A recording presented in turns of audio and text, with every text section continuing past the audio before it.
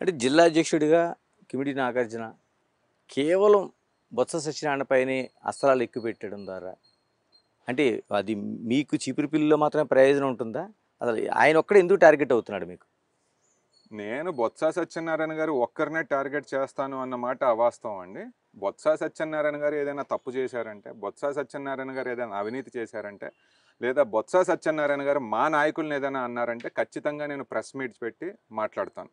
అదే రకంగా జగన్మోహన్ రెడ్డి గారికి చెందిన వైఫల్యాలు కానివ్వండి, ఈ పరిపాలన వల్ల ప్రజలకు ఎక్కడైనా ఇబ్బంది జరిగింది అంటే ఖచ్చితంగా వాటి మీద కూడా నేను పోరాడుతాను, పోరాడుతూనే ఉన్నాను.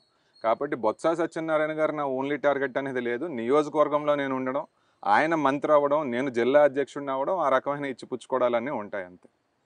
ఇంతకాలమైంది జిల్లాలో సాగునీరుది పక్కన పెడతాం. తాగునీరు కూడా లేని పరిస్థితి చాలా గ్రామాల్లో మనకు కనిపిస్తోంది. కొన్ని పంటలను అక్కడి నుంచి ఆ క్రాప్‌ని వాళ్ళు మార్చుకునే పరిస్థితి కనిపిస్తుంది. అది నెల్లిమర్ల లాంటి చోట చూస్తే ఇప్పటికీ చాలా పరిశ్రమలు తరలిపోయినాయి. చెరకుకు కూడా అదే పరిస్థితి వచ్చింది. అవును. మీకేమున్నాయి ప్రణాళికలు అసల? ఈ రోజున ఈ వైకాపా ప్రభుత్వం ఏ రకంగా ఉందంటే, తోటపల్లి కాలువ తెలుగుదేశం పార్టీ పూర్తి చేసింది. కొన్ని వెరీ మినిమల్ మిగులు పనులనేవి ఉండిపోయాయి. ఈ ప్రభుత్వం వచ్చిన తర్వాత 6 నెలల్లో దాన్ని పూర్తి చేయొచ్చు. పూర్తి చేయలేదు. రెండోది ఆ ప్రాజెక్టు ఈరోజు పిచ్చి మొక్కల నిలయంలాగా అయిపోయింది. ఎక్కడా కూడా కనీసం మెయింటెనెన్స్ వర్క్స్ లేవు. ఈ మెయింటెనెన్స్ వర్క్స్ లేకపోవడం వల్ల, పూడిక తీతలు అనేవి జరగకపోవడం వల్ల, ఈ మొక్కలన్నీ లెగిచిపోవడం, ఎక్కడికక్కడ అనీవెన్ సర్ఫేసెస్ రావడం, రిజర్వాయర్ దగ్గర నుంచి వాటర్ శివారు వరకు కూడా వచ్చిన పరిస్థితి లేదండి. కాబట్టి ఉన్న ప్రాజెక్టును కూడా మెయింటైన్ చేసుకోలేని స్థితిలో ఈ ప్రభుత్వం ఉండడం వల్ల రైతులందరూ కూడా తీవ్రమైన ఇబ్బందులు పడతా ఉన్నమాట వాస్తవం.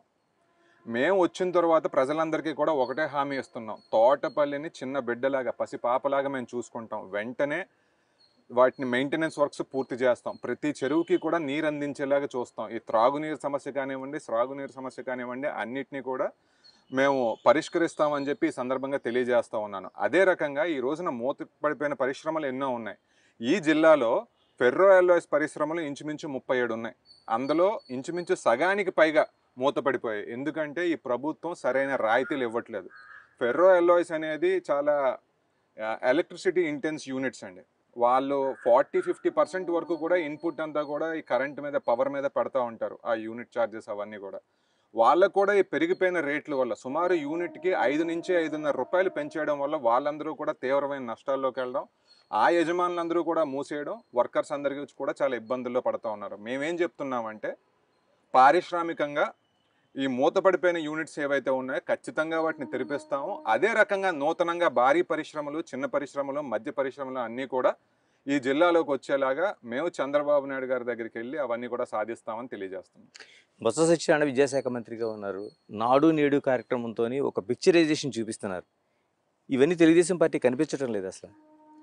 మీరే అన్నారు కదండి, నాడు నేడు కార్యక్రమం ద్వారా ఆయన మంచి